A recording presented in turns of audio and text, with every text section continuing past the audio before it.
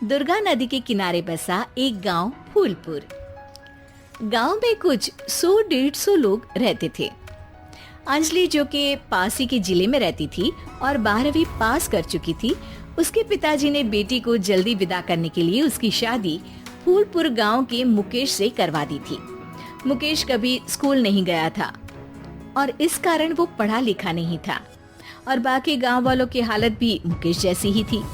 मुकेश के घर में उसके माता पिता भी रहते थे। सासू माँ, मैं बाहर मंदिर तक जा रही हूँ, आधे घंटे में आ जाऊंगी। अरे अभी कहीं जाने की जरूरत नहीं है, चुपचाप जाके रसोई में रात के खाने की तैयारी करो। और ये घूंघट क्यों हटा लिया है तुमने? क्या पता नहीं कि इस गांव में औरतें बिना घूंघट के नहीं रहती? रात में अंजलि छत पर जाकर अपनी मम्मी से बात कर रही होती है। तभी गांव की 3-4 औरतें उसे देख लेती है और दरवाजे पर आकर उसकी सास से शिकायत करने लगती है। और क्या हुआ? अरे छत पे तो देखो, आपकी बहू मटक मटक के किसी से फोन पर बात कर रही है। दिन भर फोन पे लगी रहती है। अरे कल तो मंदिर के पास वो क्या कहते हैं, सेल्फी ले रही थी। शहर की बहू रखना अच्छा शान की बात है, पर देखना इसके लक्षण से ये तो तुम्हारे परिवार को बदनाम ना कर दे। ये पहली बार नहीं था जब सास से गांव के लोगों ने अंजलि की बुराई या शिकायत नहीं की हो। अब तो ये रोज की बात थी। अंजलि ये सब सुन लेती है।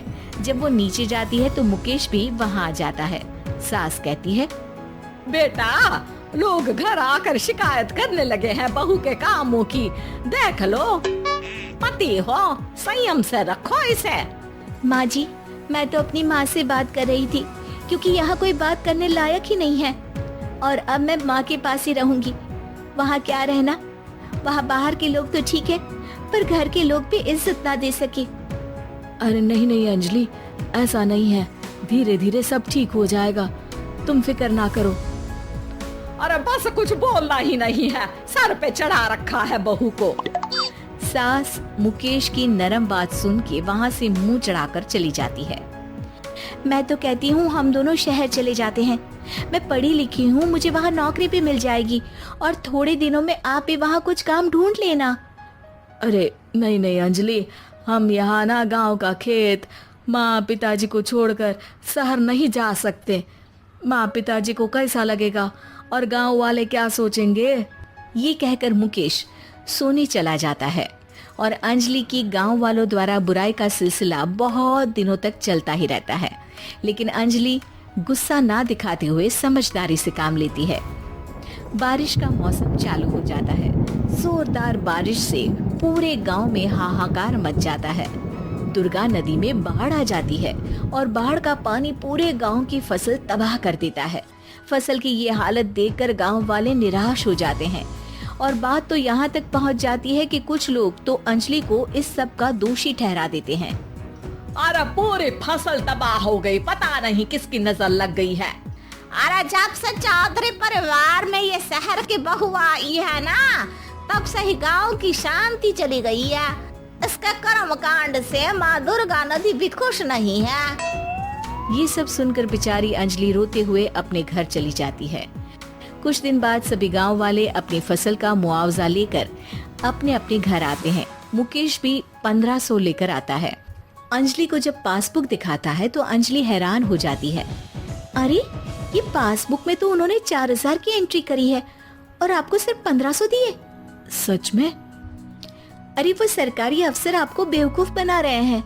सरकार की तरफ से हमें 4000 मिले हैं लेकिन बाकी का सारा पैसा खुद ही खा रहे हैं। आप लोग के अनपढ़ होने का फायदा उठा रहे हैं।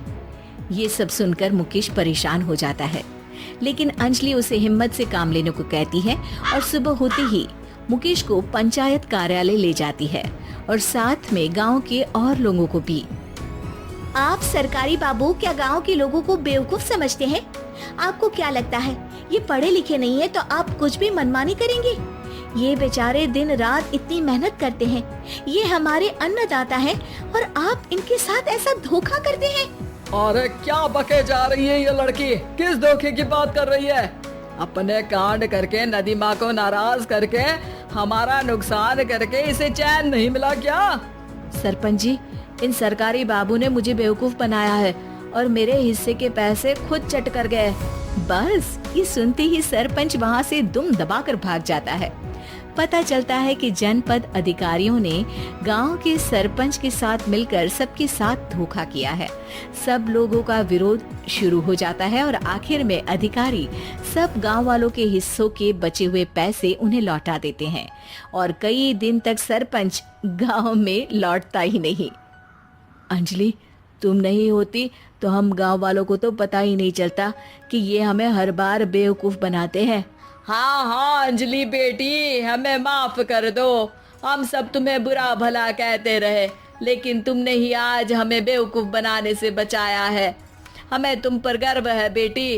अब समझ आया कि सरपंच तुमसे नहीं, तुम्हारे पढ़े लिखे होने से नफरत करता था। क्यों ना इस बार हम अंजलि को ही सरपंच पद के लिए चुन ले? क्या कहते हो गांव वालों? पढ़ी लिखी सरपंच। बस पूरा गांव अंजलि के लिए ताली बजाता है और अंजलि की सास उसे खुशी से गले लगा लेती है।